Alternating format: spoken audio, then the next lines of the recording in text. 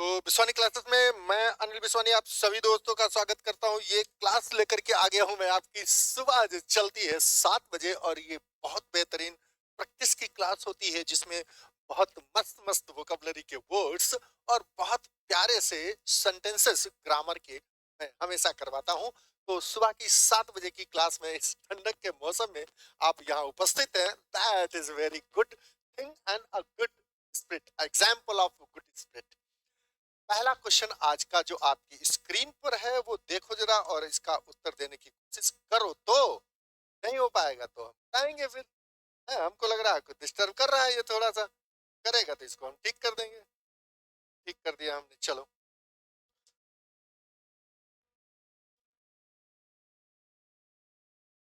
या लो ले, ठीक। तो a person who pretends to be what he is not, एक व्यक्ति जो नहीं हो उसके होने की बात करे तो क्या वो हिपोक्राइट होता है? बिल्कुल, ये होता है पाखंडी। एक ऐसा व्यक्ति जो वो नहीं है उसके होने की बात करे तो वो पाखंड, बहुत पाखंडी आदमी। पैट्रियोट बिल्कुल अलग होता है, ये देशभक्त होता है। और अमेत्योर जो होता है ये नौसिखिया होता है, इसको नौसिखिया कहते हैं। और ये बिल्कुल नया नया स्टार्टर काम कर रहा है, अभी एंटरप्रेन्योर में है, ये सिप में है। ये स्कॉलर विद्वान को कहते हैं। जब भी विद्वान की अंग्रेजी लिखनी हो तो स्कॉलर याद रखना। तो यहाँ पर कौन सा सही होगा बेटा? बिल्कुल ए वाला क्लियर सही है एकदम। चलते हैं अगले सेंटेंस की तरफ। क्वेश्चन नंबर 2 कहता है आई स्पीच डिलीवर्ड विदाउट प्रिपरेशन, बिना तैयारी के आप कुछ भी। मैं क्लास में आया और आपसे कहा बेटा खड़े हो और अपने बारे में 4 सेंटेंस बोलो। अब आप हिचकने लगे। अपने पापा के बारे में 10 सेंटेंसेस बोलो या लिखो, मैंने कहा। ये एक्सटम्पोरली आपको मैंने करने को कहा। बिल्कुल ऐसे जब आप तैयार नहीं थे और आपसे करने को कहा गया तो आप अचानक उस कार्य को करने लगे। तो ऐसी स्पीच जो बिना प्रिपरेशन के आपको देनी पड़े, क्या उसे डायलॉग कहते हैं? डायलॉग के बारे में आ चुका हूं। ये डाई है, डाई का मतलब होता है दो, और ये है लॉग जो बनता है लोका से। आप जानते हैं ये रूट वर्ड है दोनों। ये दो और लोग माने बातचीत करना, दो लोगों में बातचीत हो, इसे कहते हैं एक्सटेम्पोरली। अभी शब्द में कहा था, यही बिल्कुल सही है। इसका मतलब होता है तत्कालिक।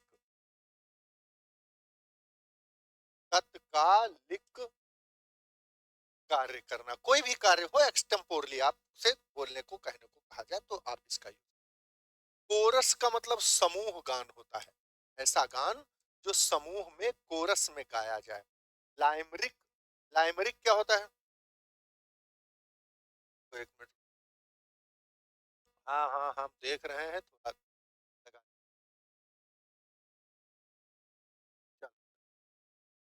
ये लेमरिक जो होता है ये चुटकुला टाइप में कविता होती है, यानी ऐसी कविता जिससे आपको हंसने का भी मौका थोड़ा सा मिले, आप हंसे भी। तो ये होती है हास्य कविता। हास्य कविता लिटरेरी वर्ड है, ये हास्य कविता होती है लेमरिक। अगले क्वेश्चन की तरफ चलते हैं। One who studies celestial bodies, heavenly, celestial का मतलब होता है heavenly, heavenly bodies. Heavenly bodies का क्या मतलब है?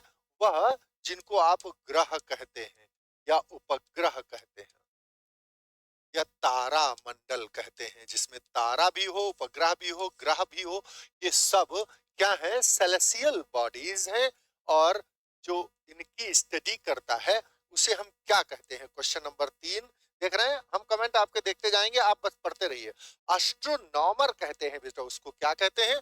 एस्ट्रोनॉमर। ये देखो यहाँ पर लिखा है, इसका मतलब है वह व्यक्ति जो स्टडी करता हो उन एलिमेंट्स को जो आकाश में रहते हैं, हेवन में रहते हैं, स्वर्ग जहां ऊपर भगवान जहां रहते हैं। तो वहां कौन है? ग्रह उपग्रह तारे, इनकी जो स्टडी करे उसे हम क्या कहते हैं? उसे हम, अच्छा बॉटनिस्ट क्या होता है ये आप जानते हो? वनस्पति विज्ञान होता है।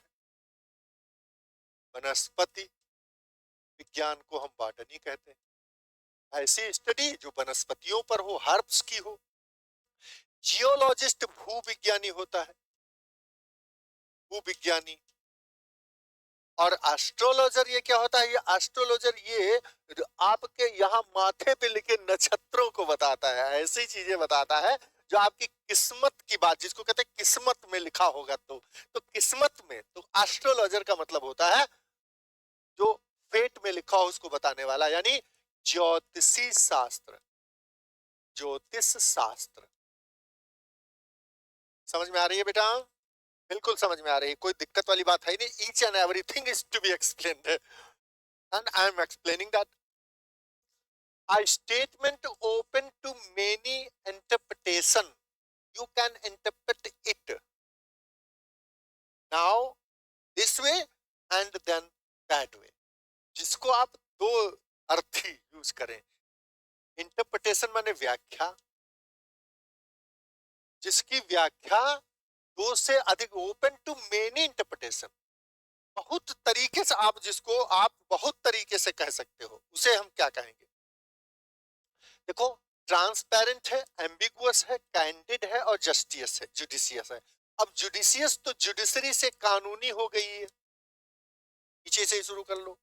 कैंडिड माने स्पष्ट होता है, जो बिल्कुल किसी तरह से रहस्य हो ही ना। एम्बिगुअस द्व्यर्थी होता है, द्व्यर्थी यानी आप उसके अर्थ को this way and that way can explain each way, इधर भी उधर भी। ट्रांसपेरेंट पारदर्शी होता है, तो आपको पता चल गया कि कौन सा उत्तर इसमें होना चाहिए। चल गया ना बच्चे पता?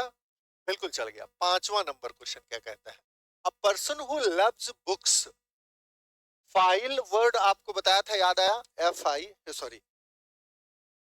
PHILE। और मिजीन बताया था आपको हमने।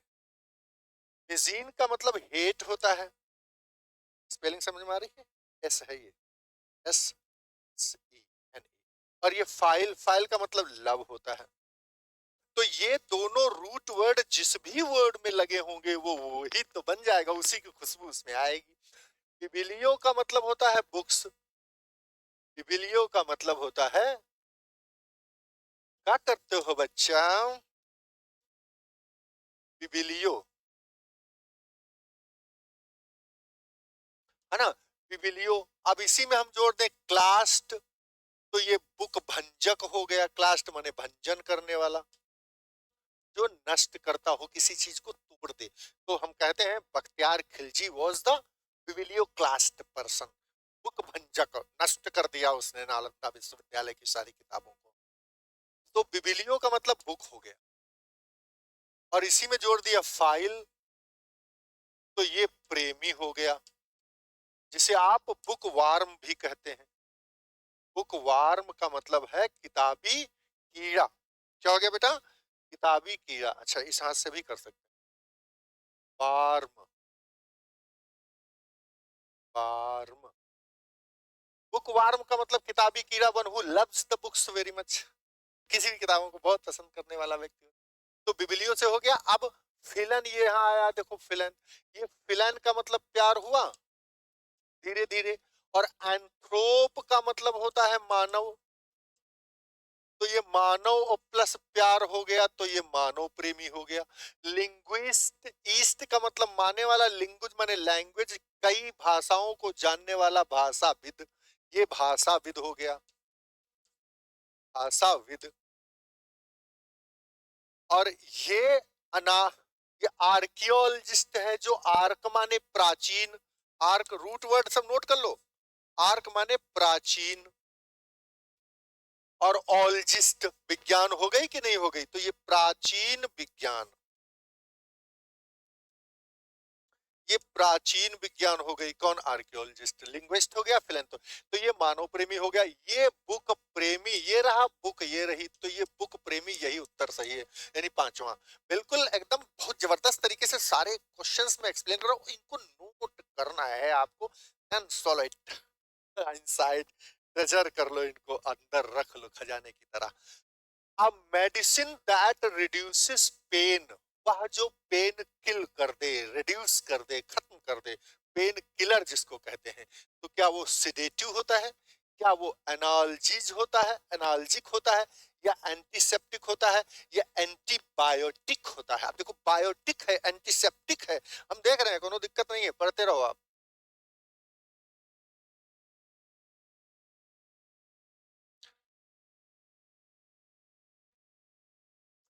तो अब हम क्या करेंगे, छठे में क्या करेंगे बताओ हम? एनाल्जिस्टिक करें?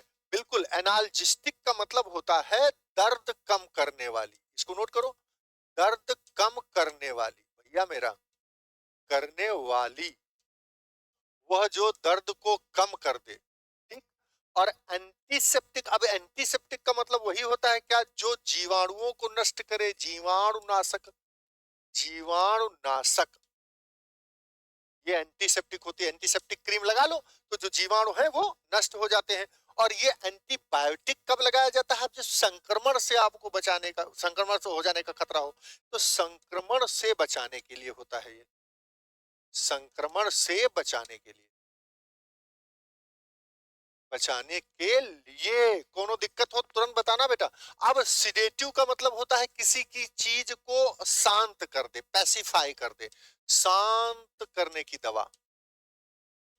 अब शांत कैसे होगा, एक इंजेक्शन लगाया बेहोश, अब वो शांत हो गया। दर्द नहीं शांत हो, दर्द तो अपने आप शांत हो गया, जब शरीर शांत हो गया तो दर्द भी शांत हो गया। तो सेडेटिव, ये बेहोशी की दवा ऐसे लिख सकते हो आप, बेहोशी की दवा। बहुत बढ़िया वर्ड्स हैं, नोट करो इनको नालायकों, सब के सब नोट करो, बहुत प्यारे वर्ड्स हैं, ये सब तुमको रटना है। चलो मैं चेक करूंगा किसी दिन कॉपी आपकी।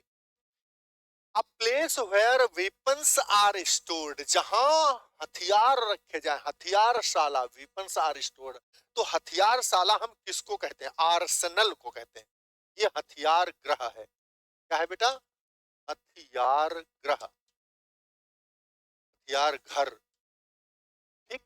अवियरी वह है जहां पर चिड़िया रहती है, चिड़ियाघर। और ग्रेनरी वह है जहां अनाज रखते हैं, अनाज, अनाज हो गया ये तो, अनाज डारण, भंडार, भंडार ग्रह, अनाज भंडार ग्रह है। और मोनेस्टरी वह जगह होती है जहां पर कौन कौन रहते हैं, मोनेस्टरी में कौन कौन रहता है बेटा, पता है ना आपको मोनेस्टरी में कौन कौन रहता है, कौन कौन रहता है मोनेस्टरी में? मठ होता है जहां बौद्ध भिक्षु रहते हैं, नन्स रहती हैं, ये सब बौद्ध भिक्षु और नन्स, नन समझते हो ना, नन माने साधुनी, और मॉन्क्स, मॉन्क्स माने साधु, महिला साधु और पुरुष साधु, ये जहां रहते हैं उसे हम मोनेस्ट्री कहते हैं, तो इसको हम कहेंगे मठ। अब समझ में आ गई बात, सब वर्ड्स नोट किए जाएं, एक एक शब्द नोट किया जाए बच्चा। चलो अगला, something that can not be avoided, जो अवॉइड नहीं, जिससे आप बच ही नहीं सकते, जाओ क्या करोगे, ये घट के रहेगा, इनवाइटेबल है, ये अपरिहार्य है, क्या है बेटा ये, इनवाइटेबल। आपको इनवाइट करने की जरूरत नहीं, खड़े हैं ऐसे याद रख लो, इनवाइटेबल है ये, आपने इनवाइट कर दिया, न्योता दे दिया, ऑप्शनल, विकल्पीय है, विकल्पीय। आप चाहो तो चुनो और चाहो छोड़ दो, चार है, चुनना है एक, ये चाहिए चाहिए, तो ये विकल्पीय हो गया, कौन सा, ऑप्शनल। और फ्रिजाइल, ये कोमल होता है, आपको पता है ये, that is very delicate, brittle है ना, ये सब किसे सिनोनिम है, ये सब कोमल, नाजुक। कोर्स माने भद्दा होता है, भद्दा नहीं, भद्दा भद्दा, बहुत ही ज्यादा रफ हो गया, रफ एंड टफ है ना, रफ, रफ माने खुरदरा है ना, बहुत ही भद्दा है ना, ऑड हो तो थोड़ा सा। अगले क्वेश्चन की तरफ चले, 9 नंबर, तो कहता है अ person who supports women's right, ये वह है जो महिलाओं के, महिलाओं के अधिकारों के लिए लड़े, अधिकारों के लिए लड़े, क्या कहते हैं बेटा इसको, इसको कहते हैं, इसको कहते हैं फेमिनिस्ट। अब दूसरा वर्ड भी नोट करो, एफेमिनेट, ये होता है वन हु, इसको भी नोट करो, one who behaves like women, जो वीमेन की तरह बिहेव करे, जिसको आप हिंदी में कहते हैं मेहरा बहुत है भाई ये। तो मतलब आए पुरुष लेकिन हरकतें उसकी महिलाओं जैसी हैं। तो महिलाओं जैसी हरकत करने वाला व्यक्ति एफिमिनेट होता है, one who behaves like women, और feminist one who fights against the rights of women, for the rights in the support of, against मैंने गलत शब्द यूज किया, one who supports women's right, जो महिलाओं की रक्षा की बात करे, महिलाओं के शुभ की बात करे, उनका शुभ चिंतक हो, उनके अधिकारों की लड़ाई लड़े कि महिलाओं को कोई कष्ट नहीं पहुंचाएगा, हम उसको मारेंगे गिरा के, तो ऐसे व्यक्ति को हम फेमिनिस्ट कहते हैं। साइनिक सनकी होता है, छो पता नहीं कब का कर डाले, सनक चढ़ गई। फैटालिस्ट भाग्यवादी होता है, जो भाग्यवादी है, जो भाग्यवादी है। और इगोइस्ट अहमवादी होता है, अहमवादी, अहम ब्रह्मास्मि, मैं ही ब्रह्म हूं, मेरे सिवा कोई और नहीं, मैं ही हूं बस जो भी हूं, मेरे सिवा कुछ भी नहीं, अपने आप को बहुत श्रेष्ठ मानता हो। इगोइस्ट होता है, अहंकारी है, वो अंदर से अपने आप को ही सब कुछ मानता है। सारे वर्ड्स नोट किए जाएं, फट फट फट फट फट फट, रोक दो मेरे को, ऐसे टक से करके रोक दो, फिर आगे देखना, चलना तब जब ये क्लियर हो जाए। Story with a moral lesson, एक मॉरल लेसन के अंतर्गत आपको एक स्टोरी हो, जिसमें स्टोरी तो हो, उसमें एक नैतिक उद्देश्य भी हो कि तुम्हें इस तरह से नहीं बिहेव करना चाहिए, नहीं तो इसका परिणाम ये होता है। तो इस बात से हमको शिक्षा ये मिलती है कि अब हम कोई गलत हरकत नहीं करेंगे जिसका बुरा परिणाम हमारे सामने आवे, जैसी करनी करेंगे वैसा फल देगा ईश्वर। ऐसी भावना से भरी कहानी को हम क्या कहते हैं, बताओगे एको कि हम ही सब बताएं? हम ही बताएं सब क्या, क्या सब हम ही बताएं क्या? कुछ नहीं बोलोगे? अरे कुछ तो बोलो, हम सबको सारे बताते हैं। ये ओड है, ये संबोधन गीत है, क्या है बच्चा बोलो?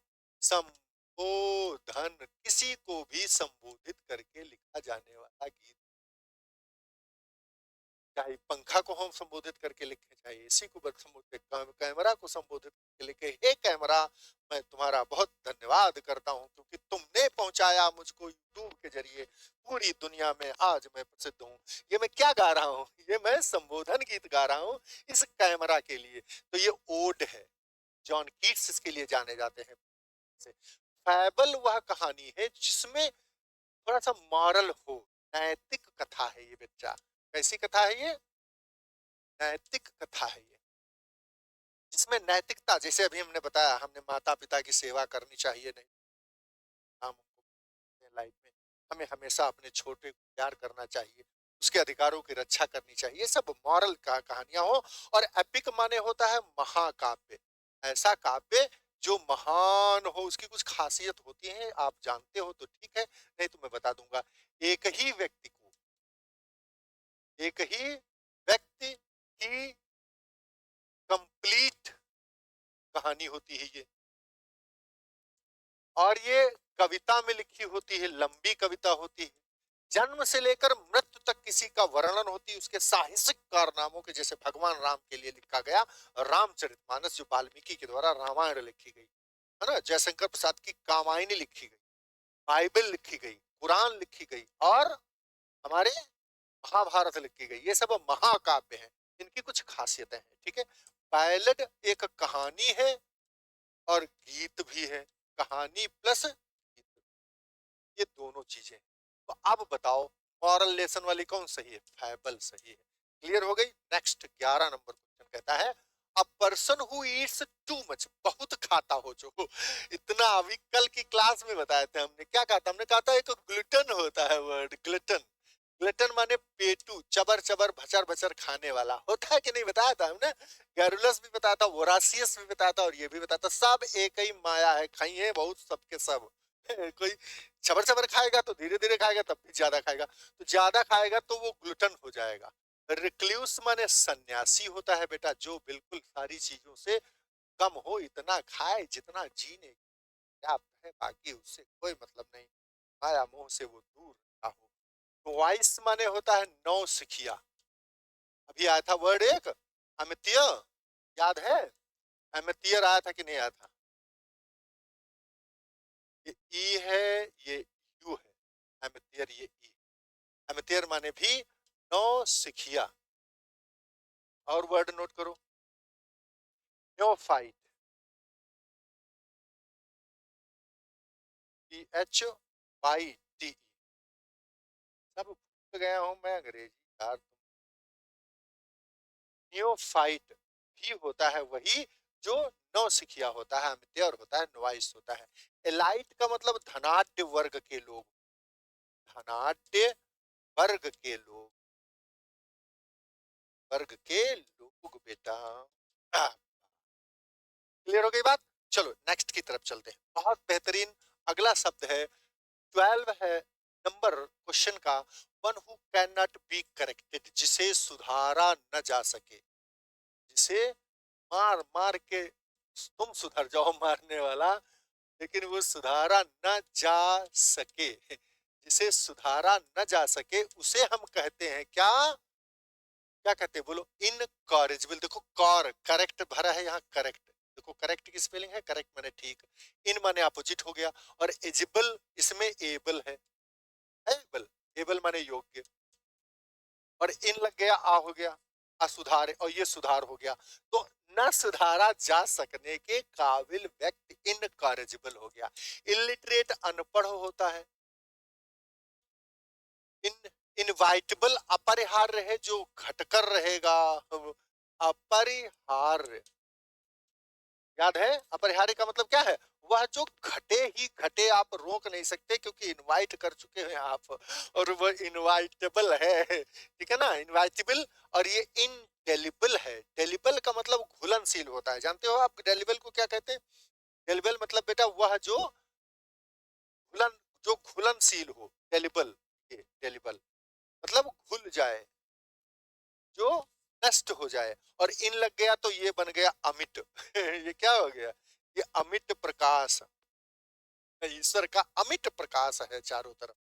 चलो अगले की तरफ चले, सारे हो गए, साफ बता दिए, ठीक है। चलो next 13 number, a child without parents, ऐसे बच्चे की बात हो रही है जिसके माता और पिता दोनों नहीं हो, तो हम क्या कहेंगे उसको? इन्फेंट, ऑर्फन, बेफ, माइनर। क्या वो माइनर है? माइनर का मतलब होता है जो 18 से कम हो, ये उम्र के हिसाब से, या जिनकी संख्या कम हो, जिनकी संख्या कम हो। बेफ है, ऑर्फन है, इन्फेंट है, तो ऑर्फन वो वर्ड है जिसका मतलब होता है जिसके माता पिता नहीं होते, और नाथ, जिसके कोई नाथ नहीं, माता पिता नहीं है उसे। इन्फेंट माने होता है वह व्यक्ति जो, वह बच्चा जो ताजा ताजा पैदा हुआ है, नवजात शिशु, घर से बोल दिया हमने, नवजात शिशु जो अभी अभी जन्म लिया है। बिल्कुल क्लियर हो गई बात बेटा? बिल्कुल समझ गए? अच्छा एक और है इसमें, ये वैफ है। ये वैफ का मतलब होता है बेसहारा बच्चा, बेसहारा। अब देखो इनमें दोनों में थोड़ा फर्क है। इसके पास कोई नहीं है, ना माता है, ना पिता है, ना चाचा है, ना पड़ोसी है, ना कोई संस्था है, बेसा, उसको सहारा ही नहीं है कोई। इसके केवल माता पिता नहीं है, हो सकता है सहारा इसका हो, किसी अनाथालय में हो, चाचा के पास हो, है ना, अपने बेटों को, भतीजों को भी बेटों की तरह रखा जा सकता है। तो इस तरह से समझ रहे हैं? तो ऑर्फन केवल पेरेंट्स की बात करें ये, और बाकी सहारा हो सकता है, पॉसिबल, ऐसा हो सकता है। 14 number, a person who is always dissatisfied, ऐसा व्यक्ति जो हमेशा चिड़चिड़ चिड़चिड़, ये कम है, ये कम है, पता नहीं कैसे पूरा होगा, इसमें पानी नहीं पड़ा, इसमें ये नहीं पड़ा, काम नहीं हो रहा, अच्छा ये करना भी थोड़ा थोड़ा जरूरी है, और बिल्कुल हर समय यही किया करोगे तो आप कैसे बंदे बन जाओगे? अब 4 वर्ड लिखे हैं आपके पास, है लिखे 4 वर्ड, इन चारों को मैं बताऊंगा एक एक करके, और आप पिछले वाले नोट ही कर लिए सब, ये भी नोट ही करना है आपको। क्रिटिक मतलब वह होता है जो क्रिटिसाइज करे, यानी आलोचना करे, यानी आ जाओ का चक। Complainer, one who complains each and every time, हाँ शिकायत पर शिकायत, शिकायत पर शिकायत, शिकायत करने वाला कंप्लेनर। माल कंटेंट, अब जिसका कंटेंट माल हो, माल का मतलब होता है ऐसा व्यक्ति, माल का मतलब होता है बुरा। अब देखो ये है माल शब्द, मॉल कहते हैं, मॉल में गए थे तो मॉल शब्द है, लेकिन कहता है ये मॉल कंटेंट है, यानी इसका माल माने बुरा और कंटेंट माने सामान, जिसके अंदर का सामान ही बुरा हो, यानी असंतुष्ट व्यक्ति। ऐसा असंतुष्ट व्यक्ति हो जो चिड़चिड़ चिड़चिड़ चिड़चिड़ लगाए, कोनो लेना देना नहीं, लेकिन ये कम है वो कम है, दुनिया भर की नाटक रेले पड़े, ऐसे व्यक्ति को हम मैल कंटेंट कहेंगे, असंतुष्ट। और यही है इसका उत्तर। A person who is always dissatisfied. Miser का मतलब निगार्ड होता है, ये आपको रटवा दिया मैंने। निगार्ड का मतलब होता है कंजूस, थ्रिफ्टी, याद आया? सब याद है, ठीक है? ठीक लग रहा है, सब समझ में आ रहा है? 15वां और लास्ट क्वेश्चन है इस क्लास का। A short witty and clever saying, बहुत ही चतुराई से भरी हुई, चतुर, और विटी माने चा, ये भी चातुर्य है, चातुर्य से भरी हुई, एकदम चतुराई भरी बातें करने वाला, ऐसी बात करने वाला जो बिल्कुल चतुराई से भरी हो और छोटी हो और शॉर्ट हो, तो उसे हम एपिग्राम कहते हैं। क्या कहते हैं? ऐसी बात जो चुटकुला टाइप में हो, चुटकुला, इसको आप चुटकुला कह सकते हैं। कम शब्दों में बहुत तरीके से अगर कहें आप, तो एक बहुत बेहतरीन व्यंग या बहुत बेहतरीन हास्य या बहुत बेहतरीन बात जो दिल को छू जाए, ऐसी जब करें तो वो चुटकुला होता है। डायलॉग, दो व्यक्तियों के बीच में लॉग डाई हो गया। आर्टिकल, लेख ऐसा जो किसी एक बिंदु पर लिखा जाए, सीमित हो एक ही बिंदु पर, बस उसके कुछ एलिमेंट्स डिस्कस किए जाए, बस काम खत्म, उसे हम आर्टिकल कहते हैं। प्रोवर्ब को हम कहावत कहते हैं, कहावत। एपिग्राम का मतलब क्या होता है? ये है शॉर्ट विटी और क्लेवर सेइंग, यानी चुटीला कथन, यानी चुटकुला। ठीक है ना? तो कैसी लगी क्लास आपको? बढ़िया तो लगी होगी मेरे ख्याल से। लाइक करिए, शेयर करिए, दबा के शेयर करिए इसको, कमेंट जरूर करिएगा छोटा सा प्यारा सा, ताकि मुझे ये एहसास हो सके कि आपको क्लासेस कैसी लग रही है। और मैं, आप चाहते क्या है उसमें इम्प्रूवमेंट, ये भी बताना हमको कि सर हमको ये चीज पढ़नी है। तो मैं तो जानता हूँ, पता नहीं क्या क्या तुमको तैयार है, क्या क्या नहीं तैयार है, तो जो भी तुमको कमी लग रही है, you can tell me now, just here in the comment box. आप एक छोटा सा प्यारा सा मैसेज डालिए और मेरे प्रोत्साहन में जरूर कुछ कहिए कि मैं कैसा आपको पढ़ाता हूँ और किस तरह की क्लासेस आपको और पसंद है, आप, ठीक है ना, और क्या चाहते हैं पढ़ना, कौन सा टॉपिक पढ़ना चाहते हैं, तो वो मैं सब करवा दूंगा। ठीक है ना? Thanks for watching my dear, thank you.